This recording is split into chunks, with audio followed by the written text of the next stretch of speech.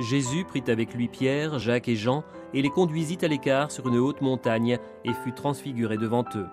Les évangélistes ne précisent pas le nom de la montagne où tout cela survint, mais une très ancienne tradition remontant à Origène au IIIe siècle identifie ici exactement sur le mont Tabor, qui s'élève à environ 600 mètres et se dresse seul au milieu de la plaine d'Esdraelon, le lieu où Jésus fut transfiguré sous le regard ébahi des 3 disciples. Et ici, en cet endroit où Pierre, plein d'enthousiasme, avait dit au Seigneur « Il est bon que nous soyons ici, faisons 3 tentes, une pour toi, une pour Moïse et une pour Élie », très vite, les chrétiens ont construit 3 chapelles. Détruites et reconstruites maintes fois au cours des siècles, aujourd'hui elles sont incorporées dans cette basilique construite par les franciscains en 1924 sur un projet de l'architecte Barluzzi. Les 2 tours clochers à côté de la façade se dressent à l'emplacement des 2 chapelles byzantines dédiées à Moïse et Élie. Destination incontournable pour tous les pèlerins qui visitent la Galilée, au Tabor, le 6 août, fête liturgique de la transfiguration du Seigneur, ce sont surtout des chrétiens de la région qui arrivent, qui remplissent la basilique franciscaine et les marches de la crypte en dessous. La Sainte Messe, célébrée en latin et en arabe, est présidée par le custode de Terre Sainte, le père Pierre-Baptiste Apizabal. Le Tabor signifie lumière. Jésus nous a rendu la dignité des fils de Dieu du temps de la création, quand l'homme a été créé, et a été créé dans la lumière.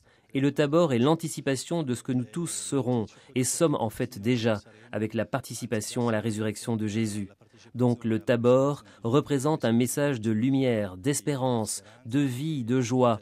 Ce fut vraiment beau de voir comment les gens, chacun avec ses problèmes, venaient et chantaient, et se mettaient avec tellement de joie face à Dieu. Pour pouvoir voir Dieu, comme cela est arrivé ici aux 3 disciples, il faut se donner la peine de monter sur la montagne, c'est-à-dire d'accepter l'effort et la sueur qu'exige notre vie quotidienne, dit dans son homélie frère Mario Etchiti, qui est le gardien du mont Tabor. Ici aussi, ce sont en effet les franciscains qui gardent ce lieu saint et tiennent à côté du sanctuaire une hôtellerie pour les pèlerins.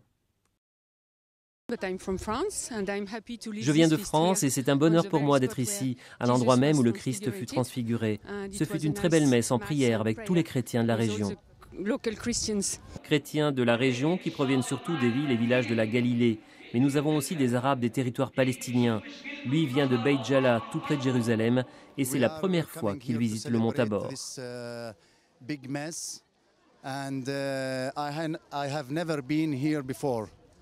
Nous avons eu la permission de venir jusqu'ici au nord.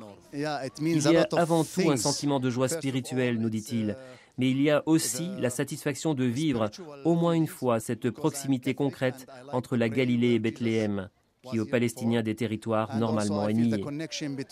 Au terme de la célébration, la procession vers le Dechen d'Etibus, l'antique oratoire construit en mémoire de l'ordre donné par Jésus aux disciples de ne parler à personne de cette vision alors qu'ils descendaient de la montagne. Ici, le custode bénit les fidèles qui reçoivent de petits rameaux arrachés aux arbres du Tabor en souvenir de cette fête de la Transfiguration vécue à l'endroit même où cela eut lieu. Être ici, surtout aujourd'hui, 6 août, c'est un peu vivre la grâce d'un appel. Comme Pierre, Jacques et Jean ce jour-là, on se sent appelé en ce lieu privilégié de prière et de contemplation.